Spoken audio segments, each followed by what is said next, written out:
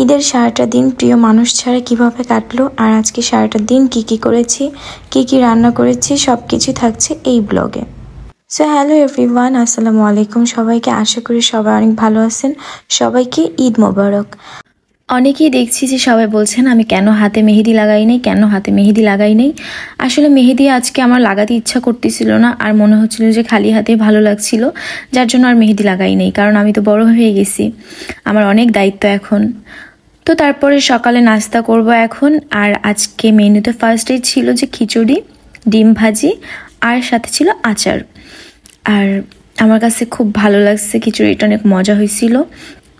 দেন ঈদের দিন সকালবেলায় সেমাই না হলে কি চলে? আমি কিন্তু মিষ্টি তেমন একটা পছন্দ করি না, কিন্তু দুইটা মিষ্টি অনেক ভালো ছিল আলহামদুলিল্লাহ, যার জন্য মিষ্টি দুইটাই খাইছি।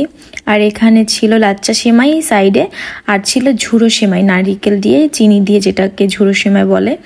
দেন তারপরেই তো মাংস রেডি করা হচ্ছে এখন, অলরেডি জবাই দেওয়া হয়ে গেছে অনেক আগেই। তো এই ঈদটা আমি একা করলেও আমার কাছে অনেকটা ভালো লেগেছিল, কারণ আমি তো একা নাই, আমার সাথে অনেকেই ছিল, অনেকেই আমার পাশে ছিল, তো খুব ভালো লাগতেছিল আসলে। যাই হোক, অন্যরকম একটা ঈদ আমি এবার পালন করলাম।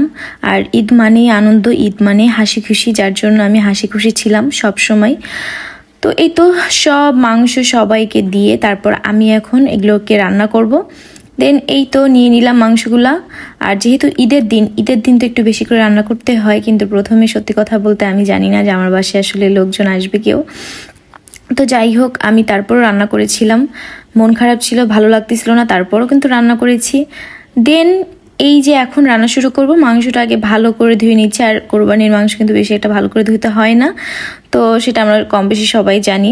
আর আমি কিভাবে আজকে রান্না করেছি সেটাও তোমাদের সাথে শেয়ার করব। যেহেতু কোরবানির মাংস অতটা ভালো করে রান্না করার অনেক কিছু দেওয়ার দরকার হয় না, তারপরও আমি তোমাদের কাছে শেয়ার করতেছি যে আমি কিভাবে রান্না করলাম। ফার্স্টে আমি কুচি করা পেঁয়াজ দিয়ে দিলাম। আমি বেশি একটা পেঁয়াজ দিইনি, কারণ বেশি অতিরিক্ত পেঁয়াজ দিলে একটু মিষ্টি মিষ্টি হয়ে যায়। আর তারপরে এখন দিয়ে দিচ্ছি 3 চামচ দিয়ে দিচ্ছি রসুন বাটা, আর সাথে দিচ্ছি 3 চামচ আদা বাটা। তো আমি বেশি পরিমাণে মশলা এখানে আমি ইউজ করব না, আর খুবই কম মশলা ইউজ করব। এখানে দিয়ে দিচ্ছি হলুদ গুঁড়া, আর আমি হলুদ যেহেতু একটু কম খাই, তার জন্য হলুদ গুঁড়াটা একটু কম দিই। তারপরে দিয়ে দিলাম মরিচ গুঁড়া। আমি একটু ঝাল বেশি পছন্দ করি, কিন্তু তারপর যেহেতু কোরবানির মাংস বেশি একটা অতিরিক্ত ঝাল দিইনি, একদম মিডিয়াম ঝাল দিয়েছি যেন সবাই খেতে পারে। তারপরে এই তো দিয়ে দিচ্ছি জিরা গুঁড়া, আর জিরা গুঁড়া একটু বেশি দেওয়াটা উচিত, কারণ জিরা গুঁড়া দিলে একটু সেন্টটা ভালো আসে। আর তারপরে দিয়ে দিচ্ছি ধনিয়া গুঁড়া, আর তারপরে এখন দিয়ে দিচ্ছি স্বাদ মতো লবণ। তারপর পরিমাণ মতো তেল দিয়ে দিচ্ছি, আর আমি তেলের পরিমাণটা খুবই কম দিচ্ছি যেন অতিরিক্ত তেল না লাগে। এই যে আমার সব মশলা দেওয়া হয়ে গেছে। এখন কি বাকি আছে বলেন তো? চলেন কি বাকি আছে সেটা দিয়ে দিই। এই তো তেজপাতা দিয়ে দিলাম, আর কিছু গরম মশলা দিব। এই যে এখানে সব গরম মশলা দেওয়া হয়ে গেছে। এখন আমি এর মধ্যে অল্প পরিমাণে একটু সস অ্যাড করছি। তারপর আমি এখানে আলু বোখারা দিয়ে দিচ্ছি 6-7 পিস। কোরবানির মাংস যেহেতু অনেক সফট হয় আর তাজা মাংস হয়, যার জন্য বেশিক্ষণ সিদ্ধ করতে হয় না। এই তো আমি এখন ভালো করে নেড়ে চেড়ে তারপর বসিয়ে দিচ্ছি। আমার মাংস হতে প্রায় 30 মিনিটের মতো মেবি সময় লাগবে। তো এই তো মাখানো হয়ে গেছে। এই যে 30 মিনিট পর আমার মাংস রান্না করা শেষ, আর এই হলো ফাইনাল লুক। এই যে একদম ভুনা রাখছি, যেহেতু ঝোল আমার বেশি ভালো লাগে এর জন্য ঝোলটাও রেখে দিছি। আর এই হলো কালা ভুনা চলছে এখানে, তো প্রায় কালা ভুনাও কাছাকাছি হয়ে গেছে। আর একটু ভাজা করে তারপর আমি এটাকে তুলবো। আর ততক্ষণ আমি একটু ভাজতে থাকবো অল্প আঁচে, যেন নিচে বেশি পুড়ে না যায়, যার জন্য আমি একটু অল্প আঁচে এইভাবে কিছুক্ষণ রেখে দিব। আর কালা ভুনা হতে একটু টাইম লাগে, এর জন্য ধৈর্য সহকারে এটাকে ভাজতে হবে। রান্নাটা কিন্তু আমার বাসা হলেও আমি কিন্তু খাবারটা আমার বাসায় খাইনি দুপুরে, আমি আমার একটা ভাইয়ার বাসায় খেয়েছি। তো আমার রান্নাটা আমি আসলে ফ্রিজে রেখে তারপর এখানে খাবার খেতে আসছি। তো যাই হোক, এই তো কখন মানুষ কোথায় খায়, কার রিজিকে কখন কোথায় আসে সেটা তো কেউ বলতে পারে না। তো এখানে ছিল কালা ভুনা ছিল সাইডে, আর পাশে ছিল লাল ভুনা।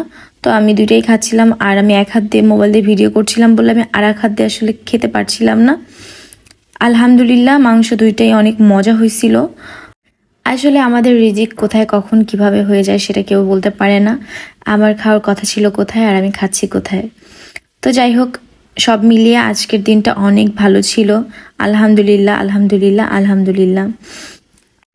ঈদটা একা একা কাটালেও আমার সাথে অনেকেই ছিল, আমার পাশে অনেকেই ছিল। তো আজকের দিনটা আসলে একটু অন্যরকম কাটছে। আমার কাছে সব মিলিয়ে খুবই ভালো লাগছে আসলে। আর হ্যাঁ, কে বলেছে যে আমার প্রিয় মানুষ নেই? আমার প্রিয় মানুষ সব সময় আমার সাথেই আছে, আমার পাশেই আছে, আমার ছায়ার মতো হয়ে আছে। আর একটা মানুষ কি সাথে না থাকলে কি সে তার পাশে থাকে না? অবশ্যই থাকে। আর আমার প্রিয় মানুষটা সব সময় আমার পাশে আছে। তো যাই হোক, এই যে কিন্তু আমার সালামি আমি সবাইকে দেখিয়ে দিলাম। আর এই সালামিটা আমি ঈদের দিন চাঁদ রাতে পেয়েছি। তো এটা নিয়ে আমি অবশ্যই একটা ব্লগ রাখছি, আর সেটা আমি পরে আপলোড দিব।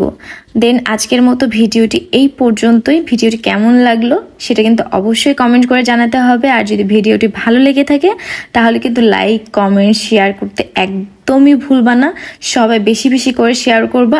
সবাই অনেক অনেক ভালো থাকো, সুস্থ থাকো, আমার জন্য বেশি বেশি করে দোয়া করবা। আর সবাইকে আবারও ঈদ মোবারক। সবাই ভালো থাকো। আল্লাহ হাফেজ।